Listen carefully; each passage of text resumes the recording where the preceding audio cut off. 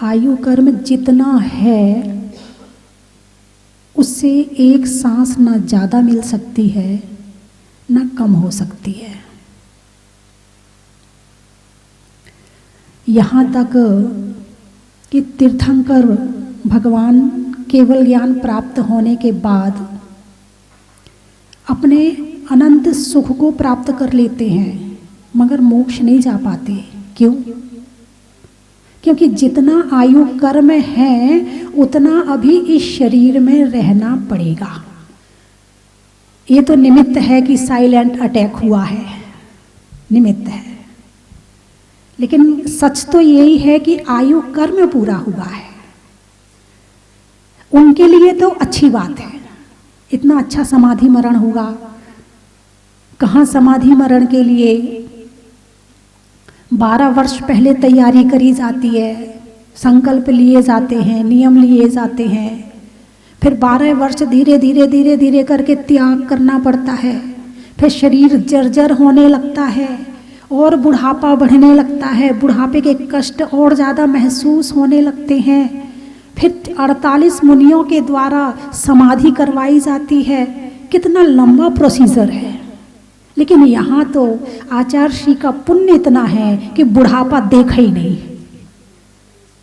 बुढ़ापा उनके जीवन में आया ही नहीं, बुढ़ापे का कष्ट उन्होंने महसूस ही नहीं किया। तप करते यौवन गयो, द्रव्य गयो मुनिदान, और प्राण गए संन्यास में, तीनों गए न जान।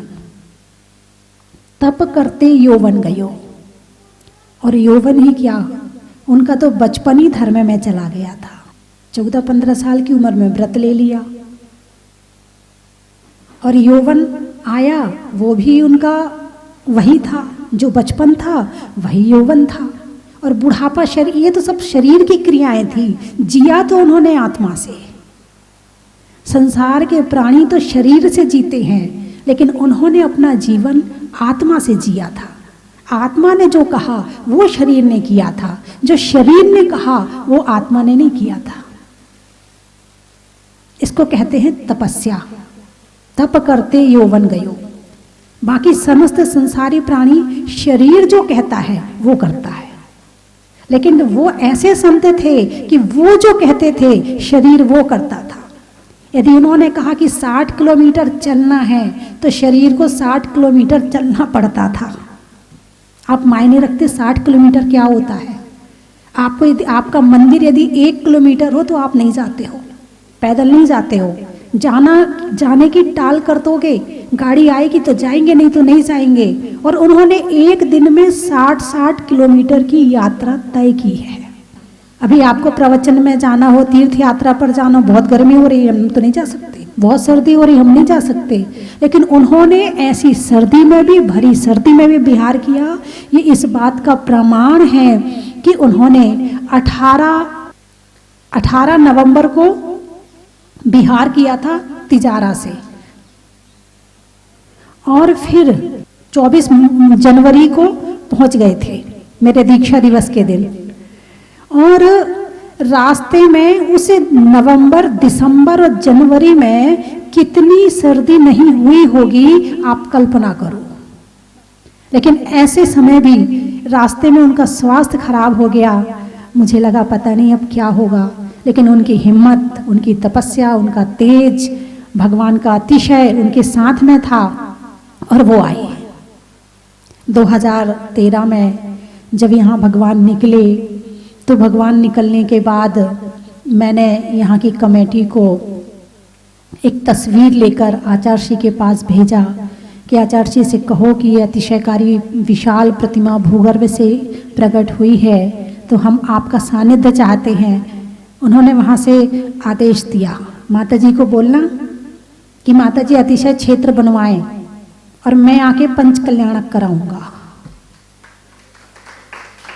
और शायद ये उनका आखिरी पंच कल्याणक था। शायद भगवान मुनि सुब्रत नाथ का उनके साथ में पूर्व जन्म का कोई ना कोई संबंध जरूर रहा होगा, तभी वो सब चीज छोड़कर, सारे पंच कल्याणक छोड़कर प्रभु के चरणों में आए थे। और 1 महीने यहाँ बड़ा अच्छा लगा जब यहाँ पर रहे। और उसके साथ जो वो बात मुझे बताते थे, उनकी एक एक बात जो है एक प्रेरणा होती थी मेरे लिए। एक बार चर्चा करते हुए बोले, परिस्थिति कैसी भी हो मैं घबराता नहीं हूं। वही तेज उनके चेहरे पर था, कहीं कोई परिवर्तन नहीं था। तब मुझे लगा कि उन्होंने जो कहा था कि मैं किसी भी परिस्थिति में घबराता, यानी चेहरे में परिवर्तन नहीं आता है, वो मैंने यहाँ पर देखा था। उनकी साधना बड़ी उत्कृष्ट थी।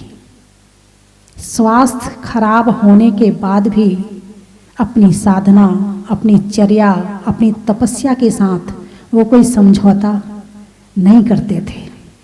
उनका ज्ञान, जैसा उनका नाम था, यथा नाम तथा काम, ज्ञान के सागर ही थे। और सागर में से इतना बांटते थे, इतना बांटते थे कि उनके 2 हाथ मुझे लगता है कि उन्हें कम महसूस होते होंगे। उनका प्रचार प्रसार, स्वयं की साधना में से बचा हुआ जो समय होता था, वो एक एक बूंद का प्रयोग करते थे, एक एक क्षण का प्रयोग करते थे। जो काम आदमी हजारों साल में नहीं कर सकता है, वो काम उन्होंने केवल 63 वर्ष में कर लिया था। उनके लिए उनकी समाधि अच्छी हुई है, उनके लिए बहुत अच्छा है, लेकिन ये हमारे लिए दुर्भाग्य की बात है कि हमारे ऊपर से हमारी छत्र छाया चली गई।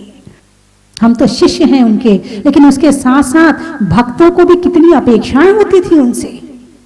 अभी परसों के दिन अजमेर से एक सज्जन आए थे अपने परिवार के साथ में, और वो परसों आचार्य श्री के पास गए थे।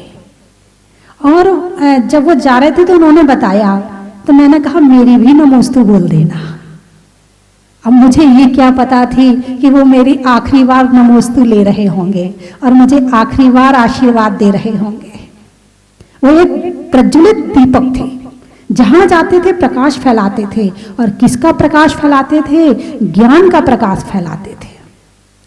आज वो दीपक की ज्योति दूसरे शरीर में चली गई है, और जिससे उससे हमें जो ऊर्जा मिल रही थी वो मिलनी आज से शायद उनकी प्रेरणाएं, उनके वचन, उनकी पुस्तक, उनका वो तो दे सकता है, लेकिन अब वो हमें साक्षात प्रेरणा नहीं दे पाएंगे। और ये तो गारंटी है कि उनका समाधि मरण अति उत्कृष्ट हुआ है, अति उत्कृष्ट हुआ है।